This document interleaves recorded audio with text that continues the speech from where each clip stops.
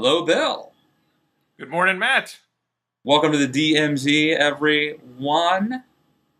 Back on the morning schedule. So you feel properly energized. The I the weight of do. the world hasn't crushed your spirit yet. Usually I feel too much has happened by noon and it puts you in a sour mood. Well, it's like that whole breakfast at Tiffany's thing. I mean, there's something about mornings that are hopeful, and I like a good morning. Yet something great may happen today. By noon, you know that's not true. Everything's just as crappy as Every it morning always you was. every morning you wake the optimist wakes up thinking it might. So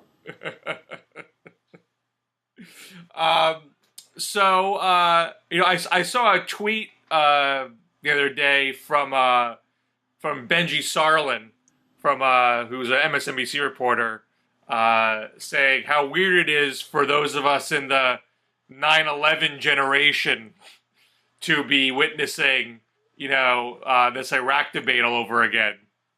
And I responded in kind, and just as weird as those of us who grew up on Iraq War One to then see Iraq War Two, 13 years later. It made me think, we've basically been dealing with Iraq now for 24 years. Ever since Saddam, invaded the border. I think you could probably pin it back to when George H.W. Bush's ambassador April Glaspie neglected to tell Saddam that it would be a bad idea for you to invade Kuwait. She said your border dispute is not a concern to us. And then she said afterwards, I had no idea it was actually going to invade the place. Don't pin that on me. But it's been a long slog over there, and and it seems like the fact that so many of the Bush circle were discredited by their cheery assumptions going in 2003, they're all over the TV again as if nothing happened before. Are conservatives heralding their return to the stage, or like definitely saying, "Hey guys, please go away. Let's have a clean slate here when we have this discussion." well, I mean, I have a conflict of interest because if the more Bill Kristol's on TV, the less I'm probably going to be. So, I mean, I would love for that generation of conservative pundits to be widely discredited, if for no other reason than it opens up spots for those of us who who sort of came after. I don't have a lot of thoughts on it. I mean, first, as you know, like everybody was, from Hillary Clinton to Andrew Sullivan to Ezra Klein, there were a lot of people who were for the Iraqi invasion, or who were sort of trumpeting it. Having said that, I think, there are certain people like Bill Kristol and certainly the architects like Wolfowitz and Cheney who sort of bear a much larger responsibility for the initial invasion. So I'm sort of with Byron York, who basically said, like, maybe there's something valuable that they learned, and that we shouldn't like exclude them from being part of this conversation. But it might be nice if they were to acknowledge that they did make some mistakes along the way. And I think you could acknowledge mistakes and still think that the invasion was worth it. But certainly there were mistakes made. And, Megyn Kelly on Fox News brought this up, I guess, Wednesday night on Fox, when she challenged Cheney a little bit, some of the things he got wrong. And so that's sort of the middle ground that I would take. I don't think that you need to to say people, no longer should be allowed to talk, but it would be nice if they were to, gain some wisdom and do some introspection and use that as part of their calculation about a very different question now as to what we ought to do now. And I think that, the last thing I would say is I also think that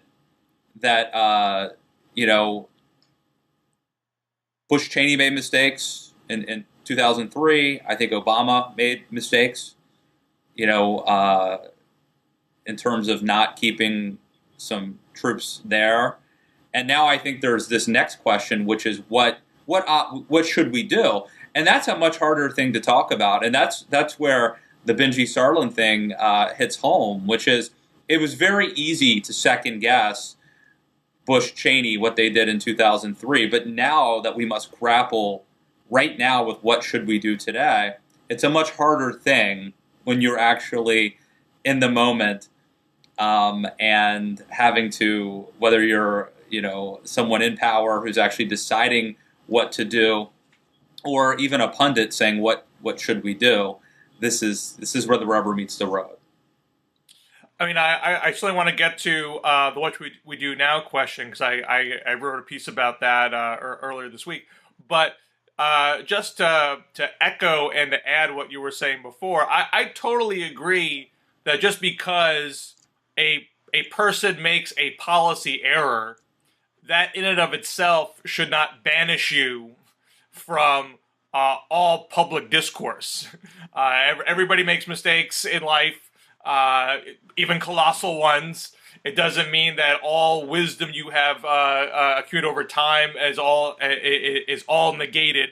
But certainly when you're talking about the matter in which you made the mistake, I think if I'm a TV booker or a magazine editor, before I just bring anyone on willy-nilly just because they're available, and maybe have self-interest in passing blame off to others, I wanna put them through their paces and say, okay, before they're on the air, okay, you made these mistakes. You said things that were demonstrably untrue, intentionally or unintentionally.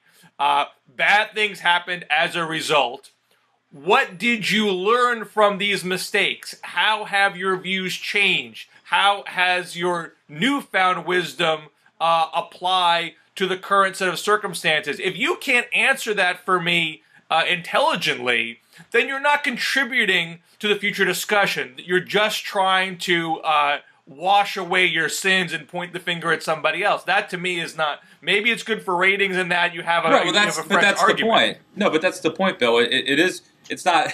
TV shows do not exist to get to the bottom of problems. I mean, they exist to get ratings, and therein lies the problem. I mean, there's a reason why people like, Frank Luntz and Dick Morris are great pundits talking about campaigns and messaging, because they're never equivocating. Nothing's nuanced. It's always, and by the way, Newt Gingrich is great at this as well. I mean, it's always 100% Mitt Romney will win in a landslide. And that's good TV. And I think that you could bring me on and have me sort of wrestle with the nuances of this, and not that I'm a foreign policy expert, by the way, but that's what would be happening. Or you could bring on Bill Kristol, who's like 100% sure that Obama's a weakling and that we are signaling weakness around the globe, and that you can see that everywhere from Syria to Crimea to Iraq, and that we simply have to do airstrikes 5 minutes ago, that there's no other alternative. And if we don't, it's the end of society. And that's more compelling television, and so that's why he gets the phone call, I suspect. Right, and such is the way of the world. But I think that those of us who aren't in their position, I think, are right to say, Look, Dick Cheney, you're the one who said that the insurgency was in its last throes. You're the one that said we're going to be greeted as liberators. None of those things came to pass. You don't get free reign to say this is all Obama's fault. That just makes no sense. You have to account, being held to account is not just I take responsibility, move along now. It's actually explaining why you got it wrong. Yeah, what was wrong about it, how have your views changed since? And I would echo. First, I would say I think it's entirely possible that that Cheney's right about a lot of things, and I don't think that this discredits his foreign policy worldview necessarily. To admit that he got some big things wrong, and I think hurt the cause of the neocons actually by getting those things wrong. But I would also sort of echo what you're saying, and I think that people who, there's been a lot of, I'm trying to think of the latest book called The Upside of Down, where, people who fail and make mistakes are actually oftentimes the best prepared. There's this, I'm going to totally paraphrase here, but I saw some sort of a statistic that people who started a successful business and then started a second successful business, they started a successful business and then started a second business. The second business was less likely to succeed than somebody who had started a failing business and then started a second business. I hope I didn't mangle that, but essentially, I mean, this is why I was not a person saying healthcare.gov doesn't work today. Fire everybody. Right. There's a problem in the VA. Fire the guy who's had the most honorable military career of almost anybody in the country.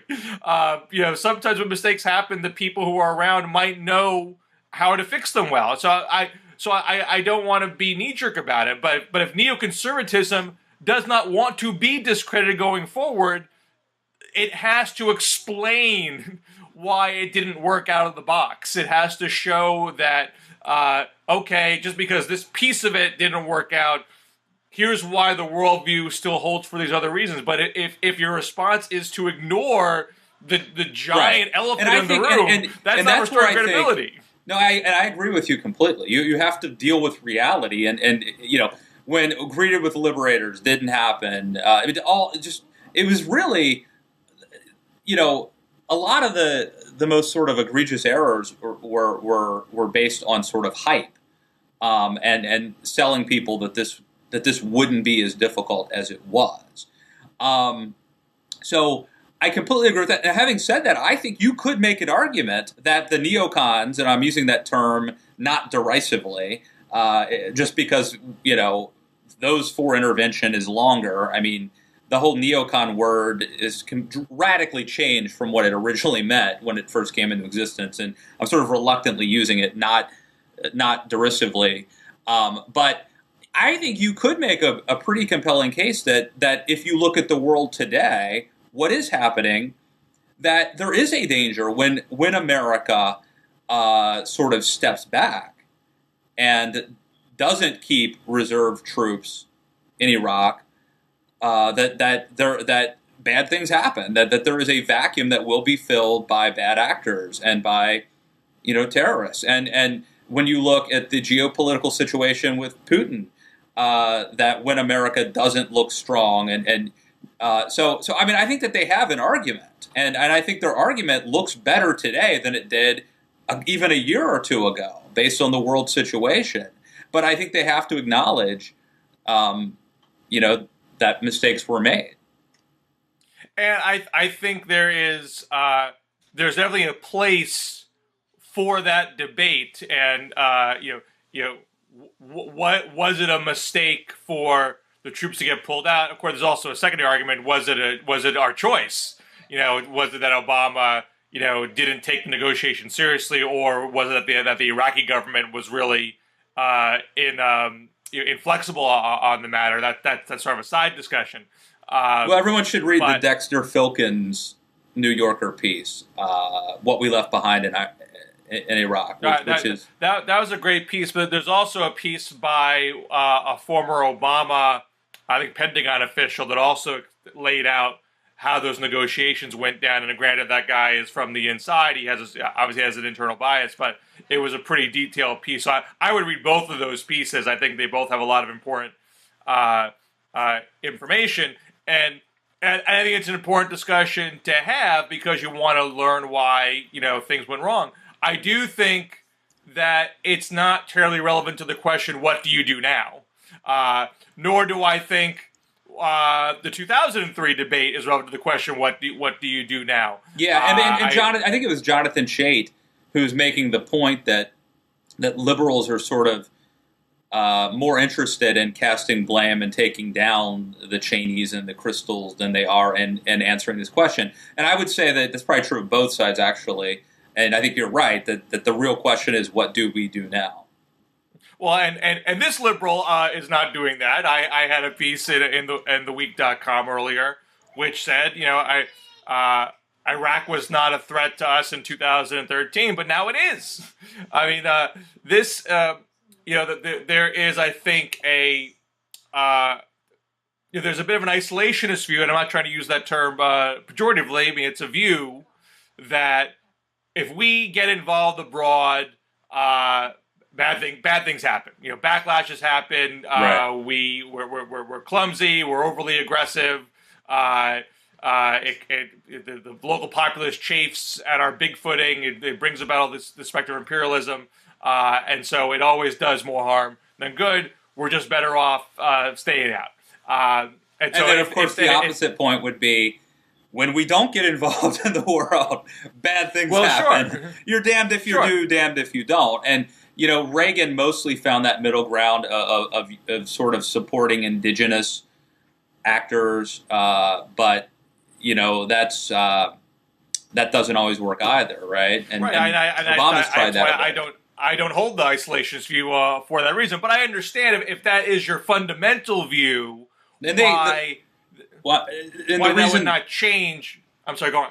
Well, I was just the reason a lot of them hate the term isolationist, besides the fact that it was sort of discredited after World War II, is they argue that they're really in favor of, free trade and that's ridiculous. That's I'm just telling you what they said. I know that's the word isolationist is about principles of military intervention.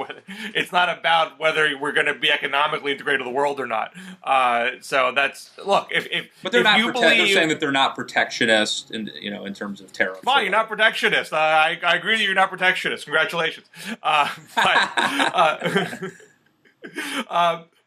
But I'm not. I think a pacifist is an honorable thing. If you believe fundamentally that any exercise of military power always is more negative than positive, that's a legitimate view. I don't agree with it, but that's the view, and there's no shame in that. So all I'm trying to say is that if that was your view before, nothing that transpired this week would alter that view. This would seem to suggest that the initial invasion in 2003 cracked open all these sectarian differences, and therefore we shouldn't have done it in the first place. I have a different view, which I think other liberals share. I don't think I'm unique in this. I think this is a general split on the left. That there is a place for American military intervention in certain circumstances. One of those circumstances is to deal with a global terrorist threat that has some indirect or direct implication to America, and if not just global stability in general.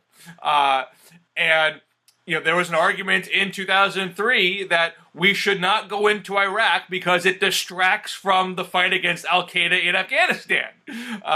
It saps resources away. It's a totally wrong target. Saddam has nothing to do with this. Focus on Al-Qaeda. Well, ISIS is an outgrowth of Al-Qaeda. I mean, there's just no getting around that. I think there is a bit of a nuanced point to make that, it's not Al-Qaeda in Pakistan. It's an offshoot. They're actually sort of competitors with the Pakistan Al-Qaeda. But they have engaged in terrorist acts. They do have cross-border aspirations. And even if, like the Taliban in Afghanistan, if sort of their goals are more local than global, as we learned with the Taliban, that can become a breeding ground for other terrorist groups that have more international ambitions, especially attacking us. So I don't think it's something that you get to be sanguine about. And I think acknowledging that does not mean you want to do 2003 all over again. There's lots of ways through military intervention that's not Bush, Cheney, Rumsfeld style. We would most likely in this case not be doing a ground invasion, not be doing a military occupation, not working. We were working with an elected Iraqi government. We'd be probably working with allies in the region, maybe even non-allies like Iran, and may well be working with the UN too. So there's all sorts of ways this can be handled differently. Plus, there'd probably be a very robust diplomatic component, which we have to acknowledge. By 2007 and the surge that even the Bush folks got. When they did the surge in 2007, it wasn't military only. There was a diplomatic surge that was alongside it that was very critical to its effectiveness. And Obama's been very clear that there is no military solution without a political solution. We do have to find a way to integrate the Sunnis better in the government, and they're leaning very hard on Maliki to do a better job or get out if he can't actually govern the whole of Iraq and not lead it into sectarian civil war. And I think you just hit on the key problem that I have with this, and General Petraeus as well has with this, which is that, the initial invasion was for regime change. Now, Saddam was Sunni, and that had implications, but it was regime change to topple a dictator. Right now, it's very clearly a sectarian split. And if we were to go in, it would very, very well may seem that we are siding with Shia against Sunni. And in fact, we would be. And that brings with it. I don't think that's. I think that's a danger. But this is why the diplomatic piece of it would probably be very critical. If you're going in against ISIS, you better do something alongside it that says, we also want to see Sunnis properly represented in this government, unlike what Maliki has been doing so far, where this is not about trying to crush the Sunnis writ large. It's about trying to isolate these extremists and making sure that Sunnis are in the government. And Bill, you tell me, doesn't this go back to when Hussein was toppled initially? We basically got rid of all of his loyalists. And, it's a Shia majority. So didn't the mishandling going back to 2003, 2004, almost guarantee that Maliki would set up a Shia government and that Sunni would be essentially outside of the political power? I mean, weren't the seeds of this planted then? And the other point I'll bring up, which is worth mentioning, is the notion that Biden and Sam Brownback had of actually creating three, countries, including a Kurd area, which at the time, I think everyone except for Biden and Sam Brownback, as I recall, thought was a really super bad idea. But now maybe people are a little bit less, critical of that idea. Well, 2 points about those two things. One, if I was a neocon trying to defend the original invasion, the fact that they chose to disband in the Iraq army to have the whole de-Baathification, that was a clear misjudgment. Because, as you said, it did sow the seeds and made it seem like, we're just trying to side with one faction over another. So if I'm a neocon, that's what I would acknowledge. I mean, Paul Bremer, who was the guy who disbanded the Iraqi army, he's out there. And by the way, he's out there now talking, right? Right, and he's not acknowledging his own errors. That's the perfect place to say, you know what? The general idea that we should be siding with democracy over dictatorship was correct. And I have no apologies for getting rid of a murderous dictator like Saddam Hussein, but we have to learn the lesson from the mistakes we made in the execution. If you're going to take that step, you can't also disempower all of that person's allies, thinking that it would help with a clean slate, because in fact, the potential for backlash is very high, and the potential for creating this condition for civil war is very high. If we could do it over again, I would have still invaded, but I would not have done these steps. That would be, if nothing else, that would be much more interesting to listen to. So now we do have to. So the fact that they made a mistake, I on the left might want to crow and say, "Ha ha, you made a mistake." But if I'm in a policy-making position, I have to say, "Okay, how do I deal with the fact that this mistake was made and rectify it so we don't continue to have ongoing sectarian strife?" We need, if Maliki, and this is not a regime change point, by the way, because the Iraqi government is such that a parliament is elected and then the factions negotiate who is the prime minister, and they're actually in the middle of that negotiation right now. So if they choose not to have Maliki, it's not that America ousted and elected chief executive. It's that the parliament chose to go to a different direction following the outcome of the most recent elections based on the performance of the past prime minister. I think we need to be careful how much it's seen as America dictating that choice, so it's accepted on the ground by regular Iraqis. But this is the prime opportunity to say, look, if this guy isn't doing the job of integrating the country, someone else has to do it, based on the decisions by the Iraqi people's elected representatives. And to your other point, what was your other point? I had a tip of my tongue. The Biden partition. Even the Biden folks would say, that proposal got oversimplified as a hard partition. They weren't literally saying 3 separate countries. They're talking about more of semi-autonomous states within a larger country. And that argument, I think, does hold more credibility right now. If the Sunnis need that level of autonomy so they don't embrace an ISIS, that should be considered. But again, that has to be a decision that Iraqis make for themselves, perhaps with our input, perhaps with this. And if we're being asked by the Iraqi government to supply military power, we should well have some input in exchange. But we can't Bigfoot it, because if the Iraqi people don't buy into it, then it's not going to work. Yeah. Well, I guess my final thought on this topic would just be that I'm sad that we're talking about this again. I think that had we handled the last couple years differently, we may not be talking about this again. And when you take this and combine it with all the other things happening internationally, it's a lot to deal with, a lot of problems out there. Well, I still have pretty significant hope. I obviously it looks like world falling apart, everything spinning off the wheels, yada yada. You still have this track of Iran diplomacy that's in pretty decent shape. I mean, it's not on a glide path. They are still having a pretty big dispute over how many centrifuges the Iran nuclear program can have, and they haven't solved that yet.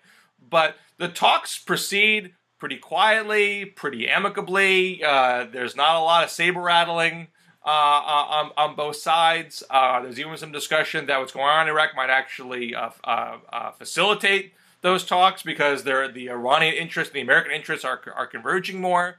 And I think this scares neocons. So they think that being closer to Iran might have negative consequences. But the Obama foreign policy vision always was to try to have a game changer in this region, so these long festering disputes can be diffused. And the whole and the neocons shouldn't be upset about this, because again, they're the ones that sought to empower the Shia more in Iraq than they had been before. Well, there's no way you do that without also empowering Iran at the same time. So if you're going to empower Iran at the same time, you might as well have them be friendlier than they are today. As we've sort of alluded this whole time, I would be very interested in someone writing. You've got people like Andrew Sullivan who've completely flipped and just recant, and that's not interesting to me anymore. But what I would love to hear is someone like a Bremer who would be honest and say, I still think we did the right thing. Here are all the mistakes we made.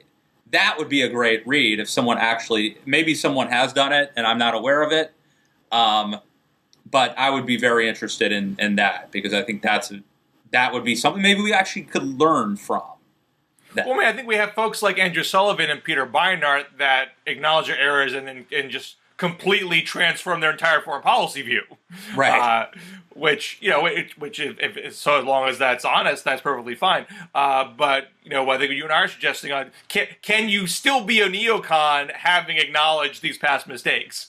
Can you have a neocon 2.0 that just says, okay, we made mistakes in these particular areas, but the whole worldview does not shot to hell? And I would argue that you certainly can. And if anything, the events of the last year, again, would make an argument that the opposite of neocon, is also fraught with danger. This is, I feel like, we go back and forth. There's this pendulum between, like, involvement in the world is necessary. America has to be a shining, a beacon on a hill, and we have to be involved, because if we're not, who's going to be?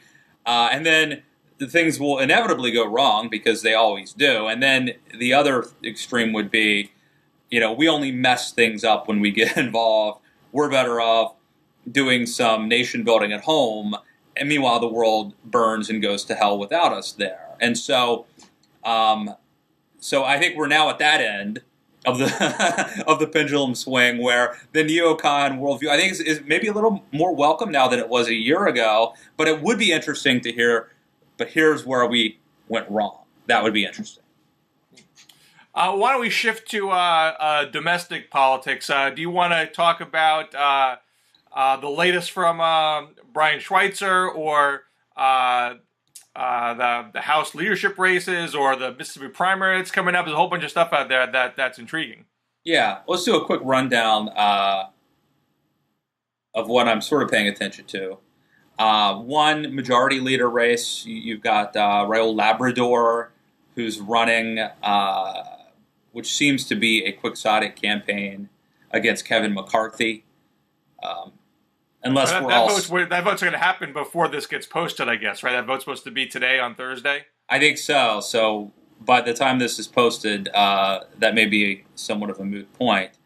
There's also the whip race, which it seems like a guy named Scalise, who is sort of a compromise. Compromise is the wrong word, but acceptable by most conservatives and the establishment. So that's probably how it looks like. That's how it may shake out.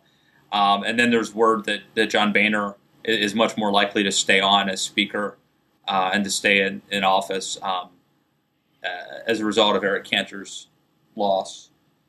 So stunning loss. Still, reverberating. But it seems like.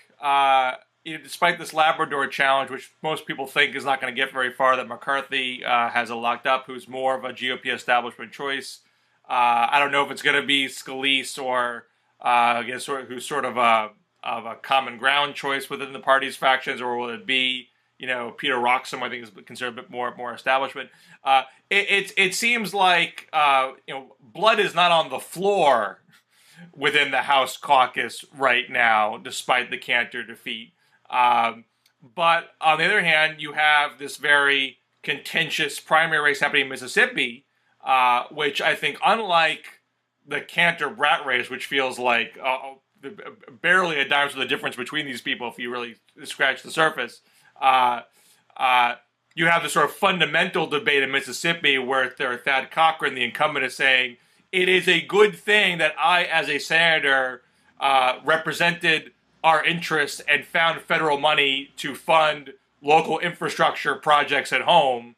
And the Tea Party candidate McDaniel saying, that's why the system is rotten. We can't have senators actually trying to bring federal money home. We should reject federal money and do things on our own. That's a pretty significant, difference in worldview. Right. And that's why the Chamber of Commerce is involved, and that's why the Club for Growth is on the other side. I mean, that hits a fundamental split in the Republican Party very well. I mean, that the Club for Growth being on the McDaniel side and the Chamber of Commerce being on the Cochran side. And by the way, the Chamber latest ad that they have is Brett Favre, who lives in Hattiesburg, I think, Mississippi, unless I'm mistaken, doing an ad for Thad Cochran, which some people have pointed out is ironic because Brett Favre was also a guy who probably hung around a couple seasons longer than he should have when he should have retired. So that's the latest. But this race is very interesting because you do have that sharp dichotomy between the kind of establishment Republican guy that's, we're going to be Republican, but we're also going to bring home the bacon, versus the sort of free market conservative wing. Now we're seeing this also. We're seeing this also play out in Arkansas, except there's not a primary. But you've got Tom Cotton, who is representing the Club for Growth free market sort of wing, and potentially hurting him in the general election because of things like the Farm Bill, which are popular in Arkansas. So this is this is actually a substantive debate that's actually taking place.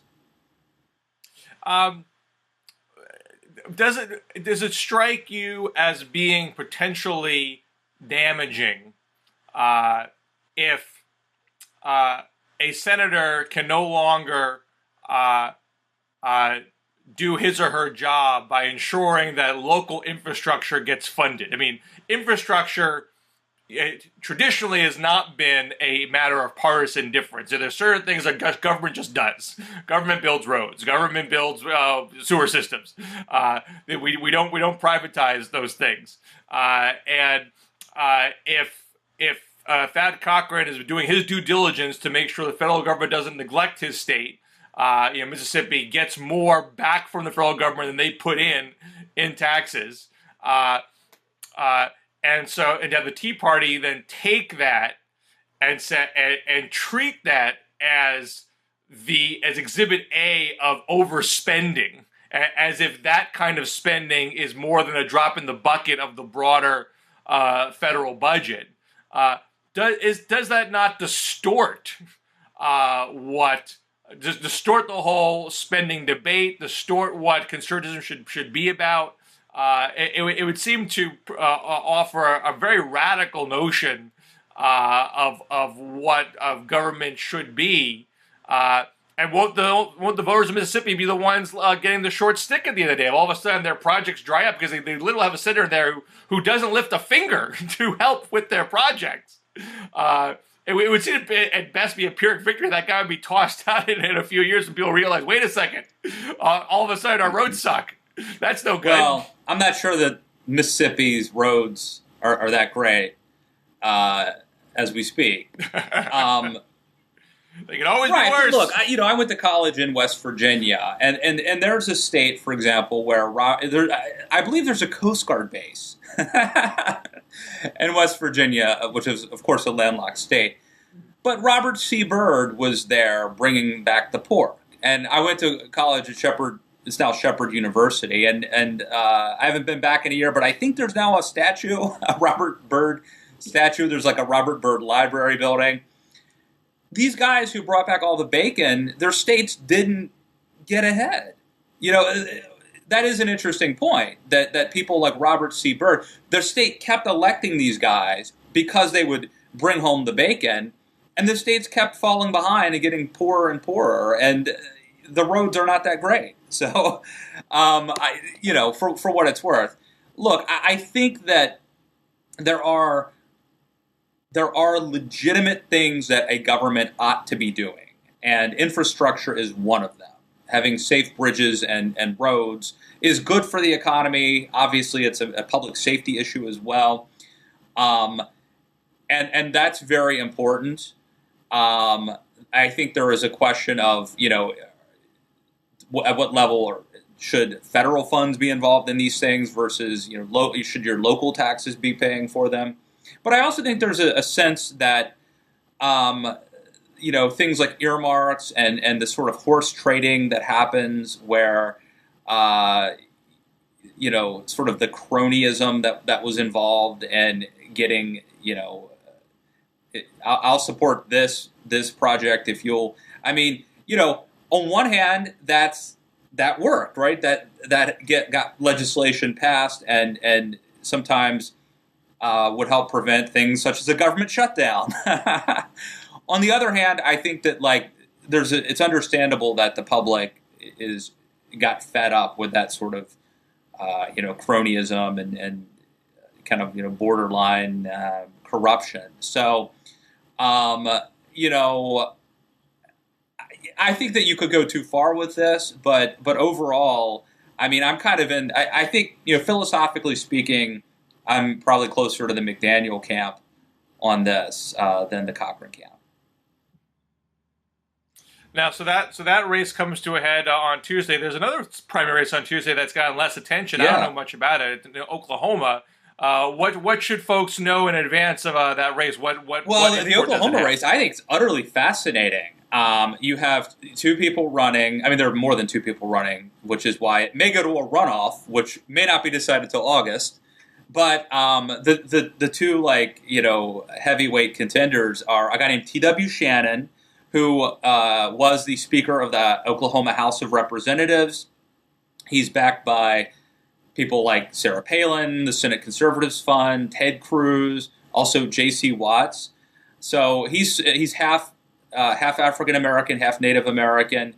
So he basically, for all practical purposes, is the conservative Tea Party guy.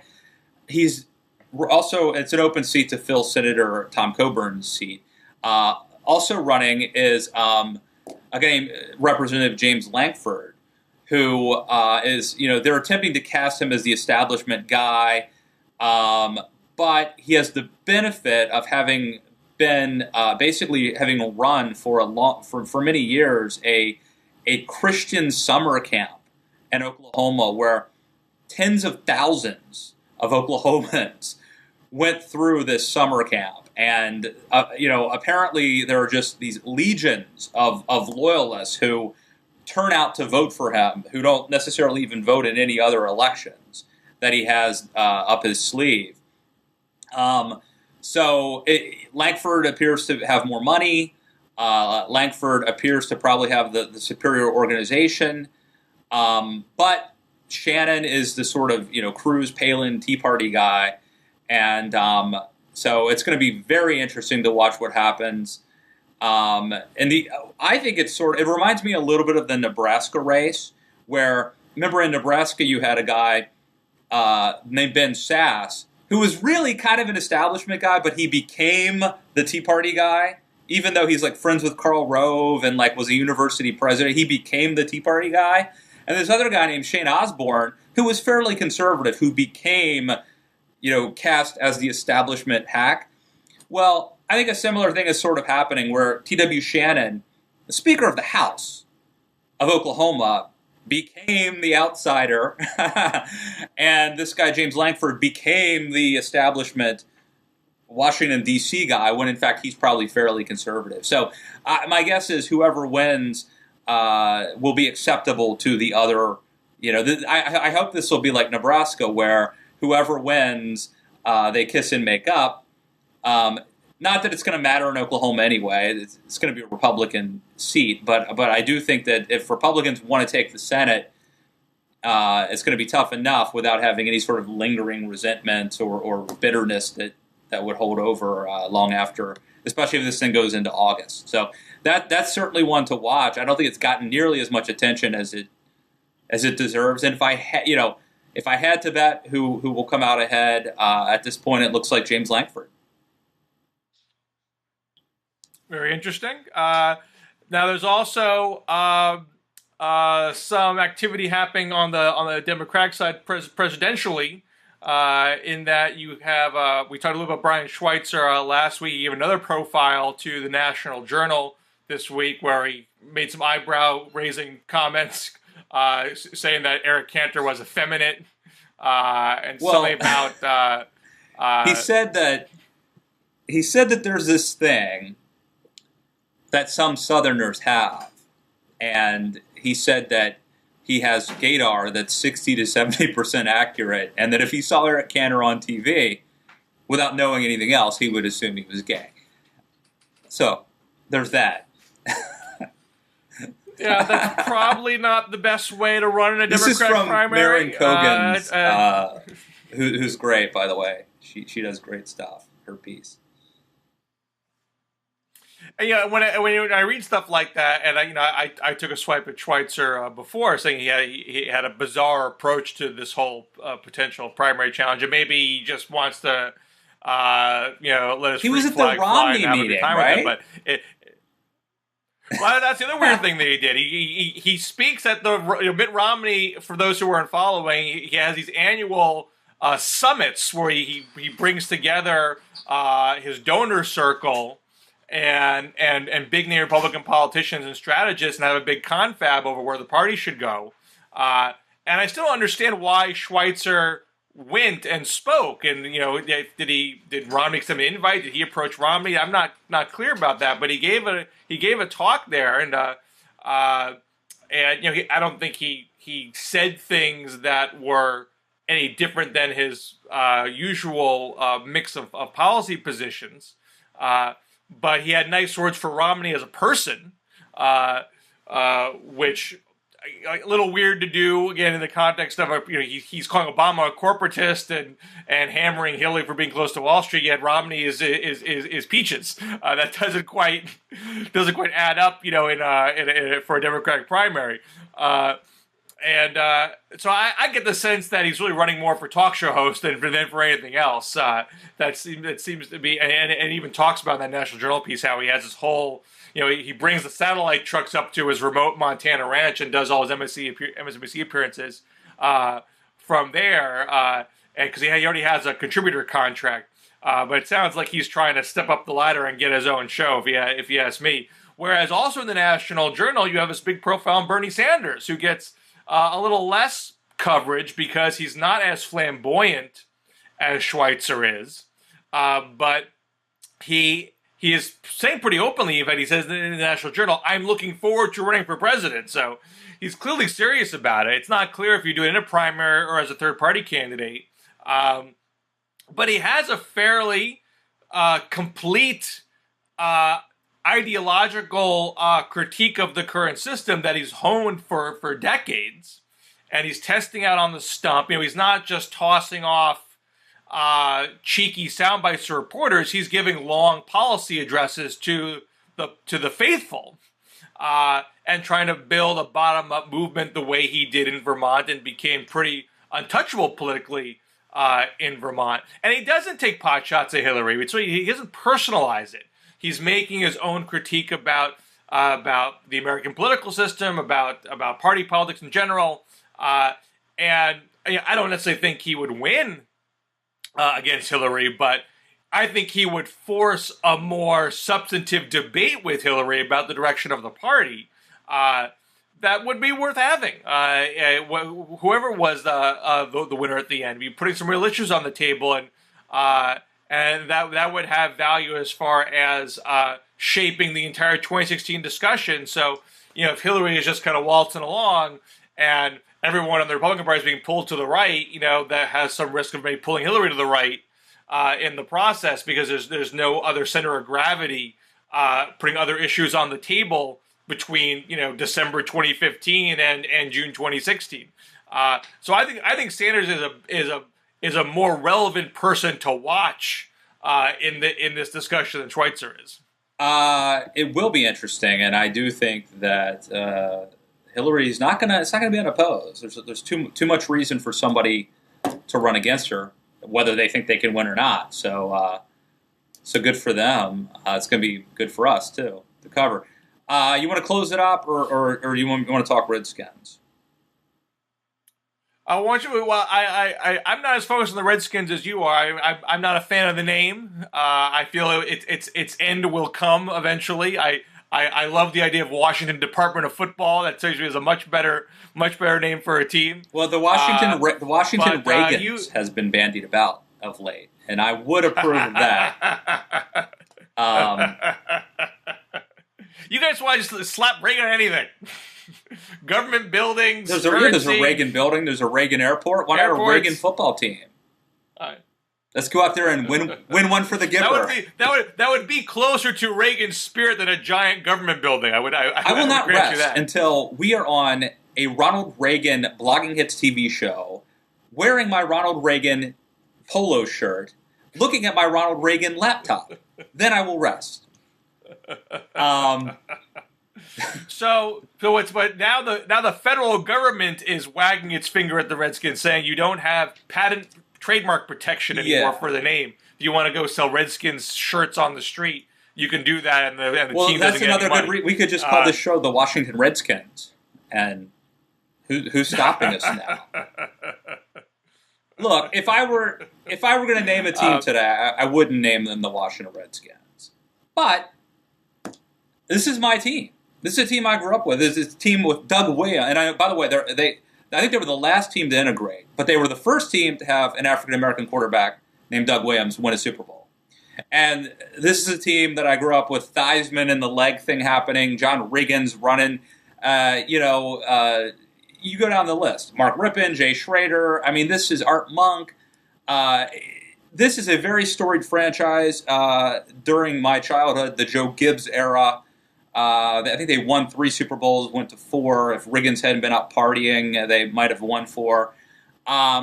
So there's a lot of tradition, and to change the name is a big, big deal at this point. I wouldn't name the team that today. And I've said, if they have to change it, my vote would actually, if they don't go with the Reagans, I would say you have to go with the Washington Hogs. And I would like to see a really tough-looking boar, with like a feather sort of hanging down to pay homage to the old name. And, of course, Hogs harkens back to the Gibbs era. The Hogs, the line, the Russ Grimm, those guys who got dirty and messy, and the snouts that people would show up at RFK Stadium and wear with their headdresses.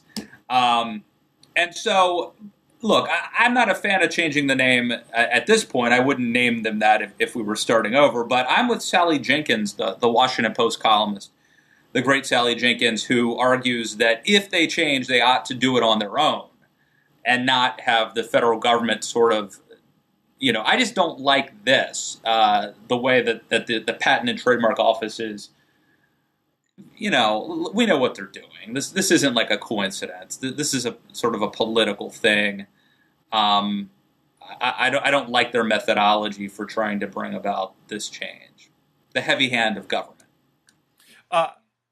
I don't know enough about patent and trademark law to know on what precedents there are for saying this is a derogatory reference, therefore you can't trademark it. Are there other examples of trademarks that have been denied on those grounds? I thought it was interesting to learn that the board actually made the same decision 20 years ago, but it was overturned in federal courts. And I don't know what the legal reasoning was on either side. They didn't have standing. The people who brought the case, I don't know why they didn't have standing, because I think they were Native Americans, but I think that's what it was.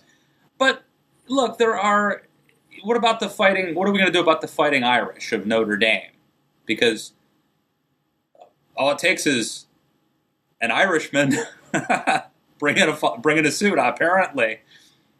That's a stereotype, man. There's a picture of that guy with his. It's not the greatest name, I gotta say. The reinforcing stereotype that Irishmen are a bunch of drunk brawlers who.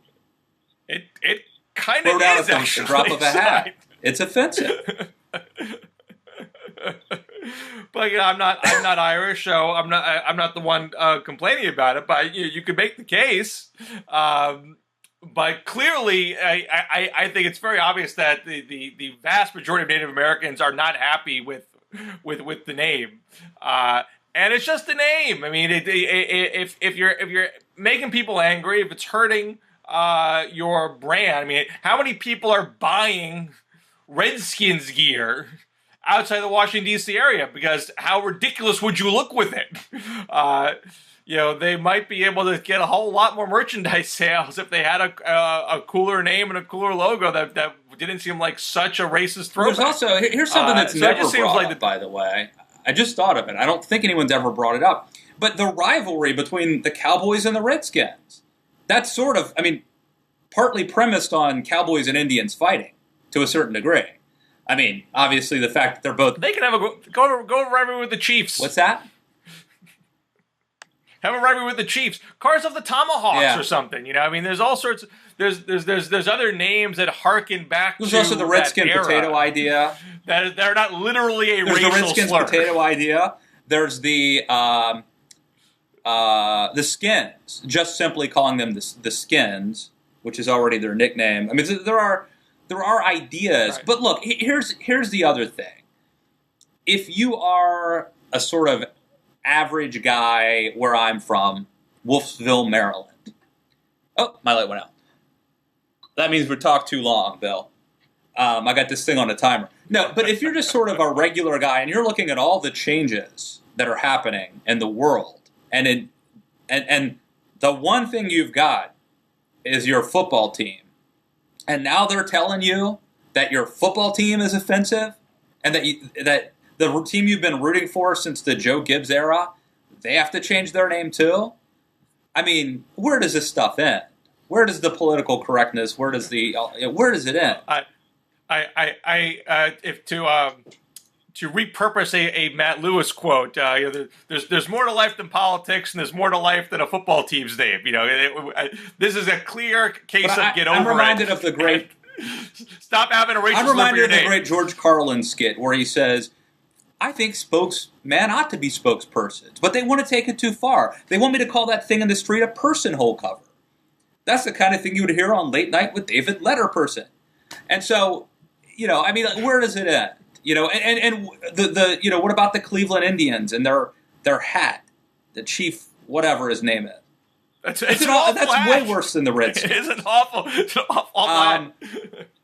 Do they still sell that, or have they backed away from it? I don't know. Chief Wahoo, the tribe. I don't know. They got I think the Fighting Sioux in North Dakota. I think they had to, which I think is arguably an honorable name, the Fighting Sioux. I think that they had to change. Last I checked. Anyway, it's, you know, some people. Again, if I were starting a team today, would I call them the Washington Redskins? No, that would not be at the top of my list. It would be the Washington Reagans, but. Because you're a traditionalist. Right. We've gotten along pretty well for the last 50 years or however long this team's been a franchise. Who even knows? I mean, like Sonny Jurgensen's, as far back as I can go, or George Allen. So, but whenever the team started, it came from Boston, maybe, I don't know, whatever. I do know the Orioles came in existence in 1954, but for my whole life. It's been the Redskins, and I'm proud of Joe Gibbs and Doug Williams, and I don't want their name, the team that I grew up with, and that Joe Gibbs and Doug Williams and John Riggins played for, to be like the Clippers or something, the Washington Clippers, the Penguins. I was really mad when George Steinbrenner leveled Yankee Stadium, the stadium I went to as a kid, to build a big new stadium with a bunch of luxury skyboxes, and I still think it's how many World Series since they built that new stadium? I think so. None, right? They should look. You don't mess with a winning streak, Bill. Maybe that's an argument for the Redskins to change their name. They did it because it made them more money. Yes. And Yankees fans are still Yankees fans, and I imagine if the Washington decided to change its name and they would make more money, those fans would still be fans, and everyone would go on with their day. But the fundamental point, though, that Sally Jenkins was making is she thinks they should change their name, but that the government shouldn't be using, their power to sort of push them to do it. And I think that's a legitimate middle ground to take. I don't have a strong opinion about it, and just not knowing the history of the law in this area, but I imagine at the end of the day, they're going to do it because of public pressure in general. It's not because of the law. It seems like this kind of thing gets overturned in the courts. I mean, it's going to depend on what judge they get, I imagine. So it doesn't have to be done that way. And I imagine it's going to be done because the public is essentially demanding it. Well, my theory is that the progressives, the liberals, always win because they never stop agitating. Because if you complain about something for enough time, eventually people will give up and be like, "Oh, screw it, change the damn name." That's what we say. Conservatives and abortion. You guys lost in the Supreme Court for 30 years ago. You still don't give up. Well, but we're right on that issue. You're tenacious. Hey, come on. That's the difference. Come on, you can't see that? Oh, we've talked for an hour, so. All right. Let's leave it there. Always going to talk. Good talking to you. Another award-winning show, and I think you could see the energy level in the morning a little bit higher, a little bit better. So good stuff. All right, till next week. See you later.